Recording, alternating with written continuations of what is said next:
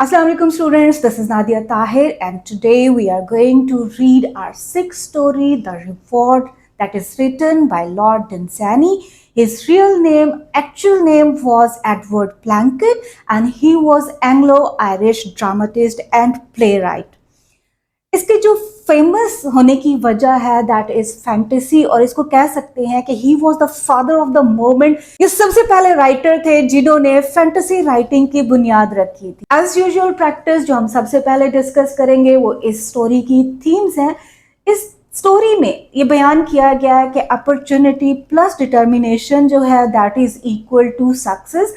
अगर आपके पास टैलेंट है लेकिन अपॉर्चुनिटी नहीं है तो दैट इज यूजलेस, उसका कोई फायदा नहीं होने वाला है। And then you have the talent, you have the determination, लेकिन आपके पास अपॉर्चुनिटी नहीं है तो फिर वो भी यूजलेस है। इन दोनों का एक साथ होना जो है वो ही असल सक्सेस की बुनियाद है। The second theme that is hidden in this story is never give up.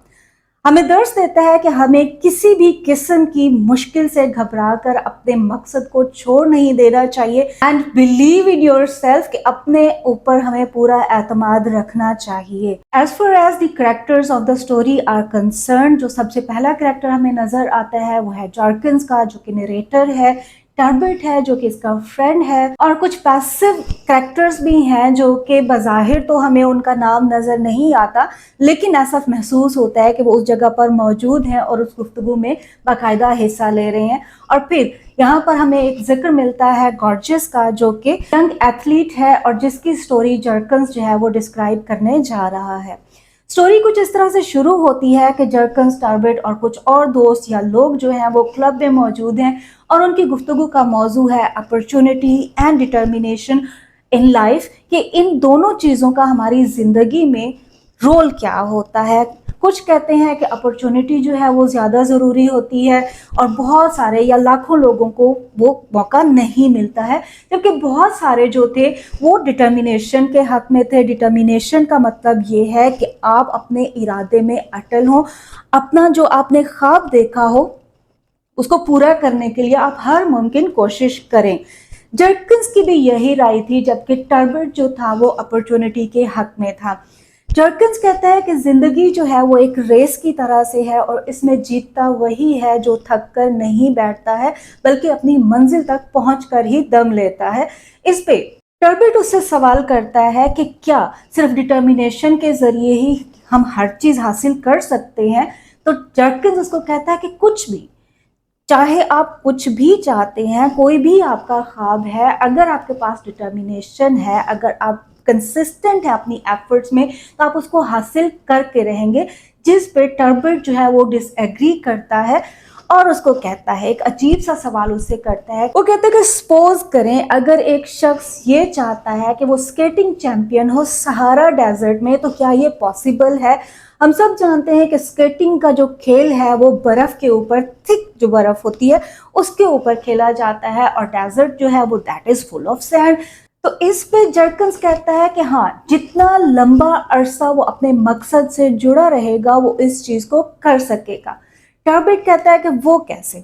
जर्किन्स कहता है कि सबसे पहले वो मेहनत करेगा, स्केटिंग का रिंक बनाएगा वहाँ पर जाकर, फिर वहाँ पर कोई मुकाबला मुनक्किद करवाएगा और आखिरकार वो उस चीज़ का चैम्पियन बन जाएगा।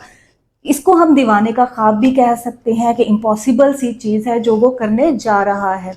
टर्बिट इस पे कहता है कि ये तो सिर्फ ज़बानी कलामी बातें हैं, क्या इसकी कोई मिसाल दे सकते हो या इससे रिलेटेड कोई ऐसी कहानी जिस पे हम यकीन कर सकें? तो जर्किन्स कहता है बिल्कुल, मेरे पास एक ऐसी ही कहानी है, एक ऐसी ही मिसाल है आप लोगों के लिए।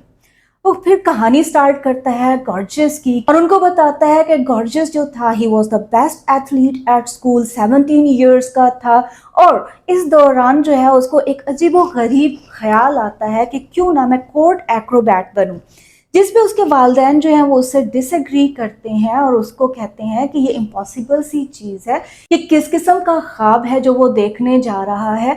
और इस पे राइटर जो है वो हल्की सी एक लाइन कहते हुए आगे बढ़ जाता है। वो कहता है कि गॉर्जियस को लगता था कि उसके वालिदैन गलत हैं और ज़्यादातर हमारी जो नौजवान नस्ल होती है उनको ऐसा ही लगता है, जबकि ज़िंदगी में बहुत देर बाद हमें एहसास होता है कि वो जो कह रहे थे वो सही होता है।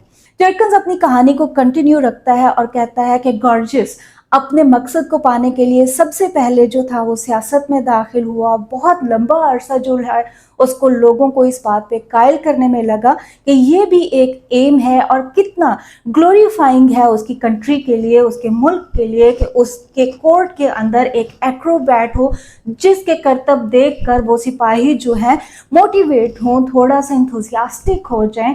उसने लंबी लंबी तकारीर की, लोगों को कायल किया। लोगों ने पहले बहुत ज़्यादा उसको क्रिटिसाइज़ किया कि ये किस किस्म का एम है जो लेकर लोगों के सामने आ गया है, लेकिन वो अपने इरादे से नहीं हटा। He was determined, he was consistent in his effort और आखिरकार लोगों को ये बताने में कामयाब हो गया कि ये चीज़ कितना ज़रूरी है। But remember, it took more than 60 years to convince the people कि लोगों को तकरीबन 60 साल से भी ज़्यादा का अरसा उसको लग गया ये समझाने में। आखिरकार एक दिन आ ही गया जब कोर्ट एक्रोबैट की सीट को अनाउंस किया गया और जो शख्स ये आइडिया लेकर आया था उससे बेहतर कौन हो सकता था जो इस सीट पे अपॉइंट किया जाए। जर्किन्स कहता है कि उन्हीं दिनों वो सफ़र करते करते उस मुल्क में पहुंचा था और किसी जानने वाले के ज़रिए उस शानदार दावत या तकरीब में जा पहुंचा जहां पर इस कोर्ट एक्रोबैट की नुमाइश होने जा रही थी, इसकी जो सीट थी उसकी अनाउंसमेंट होने जा रही थी, या फिर लोगों के सामने वो पहली मर्तबा अपने फ़न का मुजाहरा करने जा रहा था। जर्किन्स डिस्क्राइब करता है कि शाही जो कोर्ट रूम था उसको उन्होंने जिम्नास्टिक रूम में बदल दिया था। छत से बड़े बड़े झूले जो थे वो लटके हुए थे, फर्श के ऊपर जो थी वो हर्डल्स लगा दी गई थी। जो लोग थे उन्होंने बहुत ही शानदार लिबास पहने हुए थे। खवातीन जो थी वो रेड और गोल्डन में थी। इट मीन्स के हर तरफ खुशी का समा था। जो रूम था वो रोशनियों से जगमगा रहा था और ऐसे में एक बूढ़ा सा ज़ईफ सा शख्स अपने कोर्ट एक्रोबैट के लिबास में जो चुस्त था, जो उसके बदन को बिल्कुल चिपका हुआ था और अपने नोकदार जूतों के साथ उस स्टेज पर अपीयर हुआ। जैसे ही वो सामने आया लोगों ने बेतहाशा तालियां बजाकर उसका इस्तकबाल किया।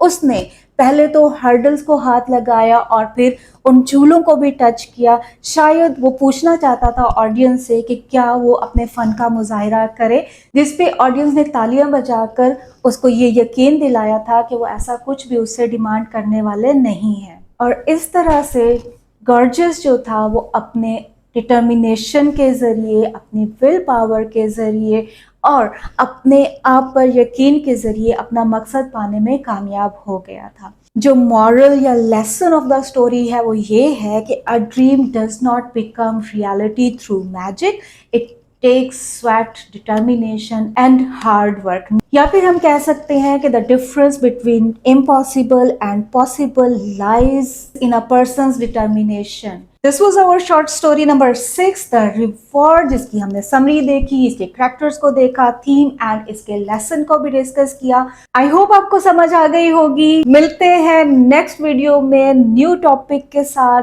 टिल देन, अल्लाह हाफिज।